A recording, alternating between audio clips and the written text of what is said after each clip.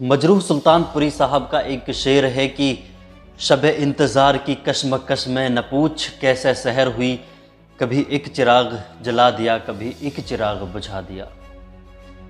इस बार कुछ ऐसा ही इंतज़ार करना पड़ा है टिकटों के ऐलान के लिए, और ये इंतज़ार की घड़ी अभी ख़त्म नहीं हुई है। लेकिन मैं आपकी इस मुश्किल इंतज़ार की घड़ी को कुछ तसल्ली देने वाला हूँ। मेवात की 3 विधानसभा सीटों और हथीन विधानसभा की सीट के साथ 4 विधानसभा सीटों के टिकटों पर तकरीबन मुहर लग चुकी है, जिनके बारे में हम आपको आज बताने वाले हैं। पिछले तकरीबन 15 दिनों से टिकटों की तारीख बढ़ती जा रही है। उम्मीदवारों के साथ आम लोगों की टिकट भी टिकटों पर टिकी हुई है, और ख़ास तौर पर 2 पार्टियों के टिकट बहुत अहम हैं, जिनमें कांग्रेस और बीजेपी ये दोनों पार्टियां शामिल हैं।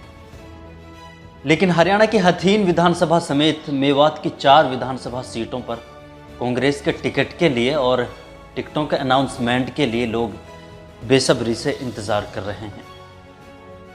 कांग्रेस और भाजपा दोनों पार्टियां भी एक दूसरी पार्टी के अनाउंसमेंट के इंतज़ार में थी, और इसी के चलते बीजेपी ने हरियाणा विधानसभा की 67 सीटों पर उम्मीदवारों की पहली लिस्ट जारी की। इस लिस्ट के जारी होने के बाद बीजेपी के नेताओं ने पार्टी से बगावत के तेवर अपना लिए।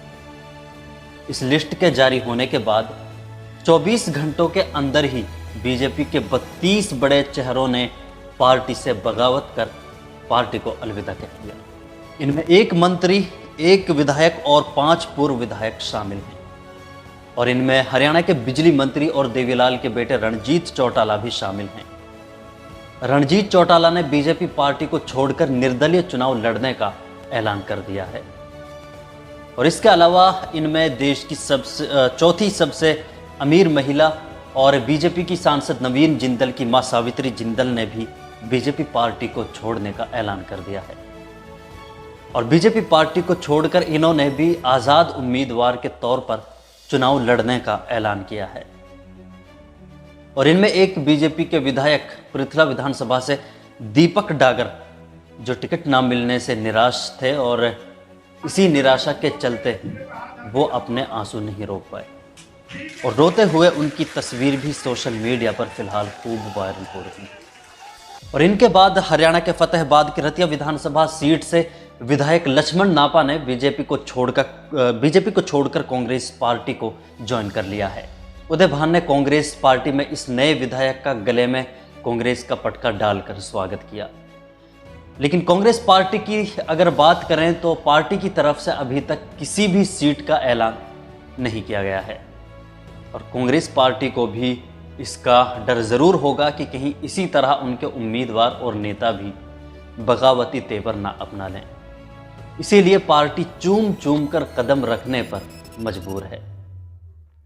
लगातार पार्टी की मीटिंग्स चल रही हैं, लेकिन अभी तक कांग्रेस की कोई भी मीटिंग आखिरी फैसले तक नहीं पहुंच पाई है। बीते दिन भी कांग्रेस पार्टी की मीटिंग हुई, लेकिन ये मीटिंग भी आखिरी फैसले तक नहीं पहुंच सकी।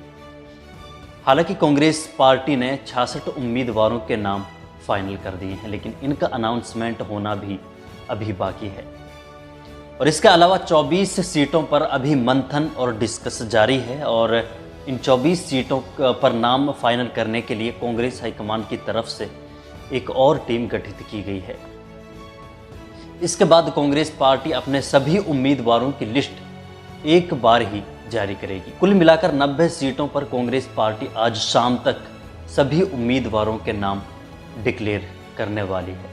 लेकिन मेवात की 4 विधानसभा सीटों के बारे में अगर बात करें तो बता दें कि मेवात की 3 विधानसभा सीटों पर सभी उम्मीदवार रिपीट किए जाएंगे, यानी इन तीनों सीटों पर कांग्रेस के टिकट के लिहाज से कोई भी बदलाव नहीं किया जाएगा। इनमें नूह से आफ्ताब अहमद होंगे, फिरोजपुर झिरका से मोमन खान होंगे, और पुन्हाना से इलियास मंत्री। वहीं हथीन विधानसभा के बारे में अगर बात करें तो बता दें कि यहाँ भी कोई बदलाव कांग्रेस पार्टी की तरफ से नहीं किया गया है। हथीन विधानसभा की सीट पर भी कांग्रेस ने 2019 के कांग्रेस के उम्मीदवार चौधरी इसराइल का टिकट भी तकरीबन तय कर दिया है, और आने वाली 10 तारीख नामांकन के लिए भी तय कर दी गई है। लेकिन इसके अलावा हम कोशिश करेंगे लगातार हर एक अपडेट आप तक पहुंचती रहे। इसके लिए आप चैनल को सब्सक्राइब ज़रूर कर लें, वीडियो को लाइक करना ना भूलें, और अगर आपकी भी कोई अपनी पर्सनल राय है तो आप कमेंट बॉक्स में अपनी राय रख सकते हैं।